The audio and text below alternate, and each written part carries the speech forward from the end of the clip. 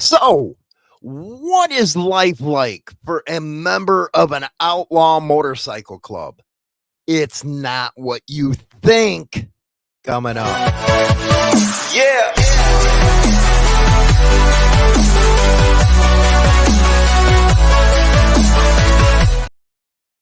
Okay, for all you inspiring guys who want to become a member of an outlaw motorcycle club, because all you have seen from all these movies and TV shows is this non-stop excitement, all this rebellion going on. You're in for a real reality check. Actually, being a member of the one percenter club is quite boring. Okay. It is, yeah, there's some excitement that comes along, the parties, the rides, but a one percenter is basically a guy that is going out there working his ass off, making sure that the food is on the table. It is not like what the media wants you to believe. You're an everyday schmo. That's basically what it is. You're out there trying to make it through life just like everybody else. You're not out there slinging drugs. You're not out there on binges for weeks at a time. Now, I do have to admit, and you got to remember what decade this was in America. Yeah, everybody out there has gone to see bike riders and stuff. You see all the partying. That was basically counterculture back there in the 60s, man. I actually have to admit, I would have loved to live in the 60s. And I'm kind of jealous of the guys that, are older now, the big gray beards in their 70s and their 80s. They lived it up, man. You got to give it to them. Hell, you had Woodstock back then. You had all kinds of free love. You know, the stuff that comes around with the 60s. So, of course, that when a lot of the one percenter clubs really got rolling, that was what they did. They were freaking, I hate to admit this, they were kind of hippie-ish, man. It was just parties, loving, and no care in the world. But that was a different time period. It's not like that anymore. I know a lot of people complain about how MC members, all they do is stick around their clubhouses and rarely ride. But if you really think about it, the reason for the clubhouses started back then was because every time they went anywhere, the cops were all over them. And I really don't think that that has changed much even now, because anytime a one percenter club goes down the road or wants to throw a party, and of course, the internet, everybody posts their flyers up on the internet to try to get people in. The cops are automatically on the phone. How many people are going to be there? Who's going to be there? That was the whole purpose of the clubhouse. And that's why you see a lot of members that just hang around, chill at the clubhouse and throw parties at their clubhouse, because the cops never leave you alone. That's one thing that one percenter clubs are paying for now, is because of their depiction in the media from back then. But it's the farthest from the truth.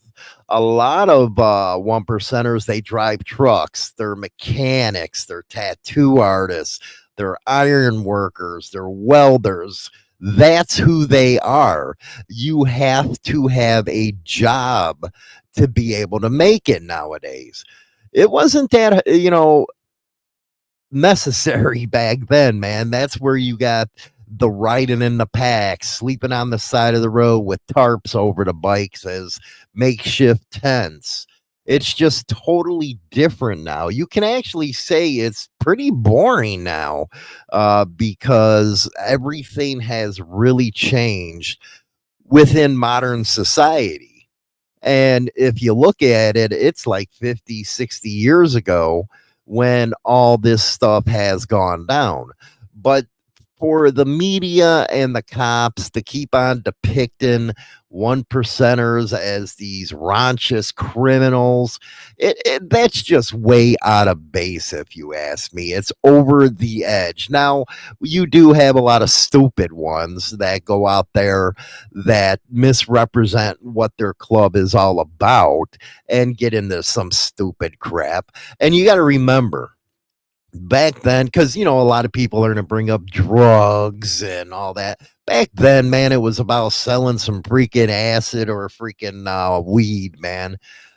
So it is kind of changed where the more hard stuff goes out there because some stupid people within clubs make everybody look bad. But again, that's only a small percentage of what one percenters do.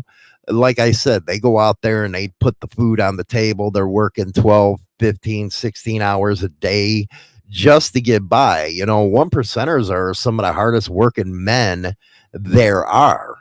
They really are. And they don't get credit for that, which is a real shame, because that's what you're supposed to do in America, is go out there and work your butt off, not be on the assistance, if you know what I mean. So they don't even get credit for that. But are there good parties? Yes, I would have to say the parties ain't like what you see portrayed in the media. Those parties are basically long gone. And now it's just sitting around drinking, listening to tunes and all that kind of stuff. So what is life again for a one percenter in an OMC, an Outlaw Motorcycle Club? It's like basically a normal existence. Stop believing what you're seeing in the media. Don't believe all these shows. And when you do see stuff like the Bike Riders movie, know that that was in a different time period.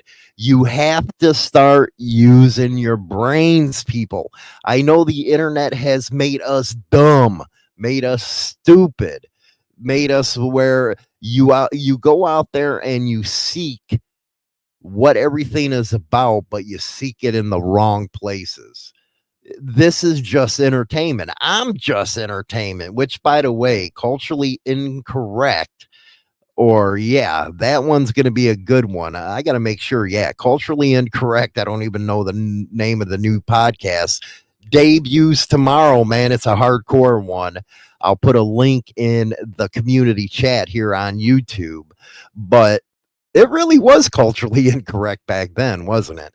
Anyway, let me know your thoughts on this one. Hey, you old graybeards out there, man, put some of the good times in the comments section. Rock on. Yeah.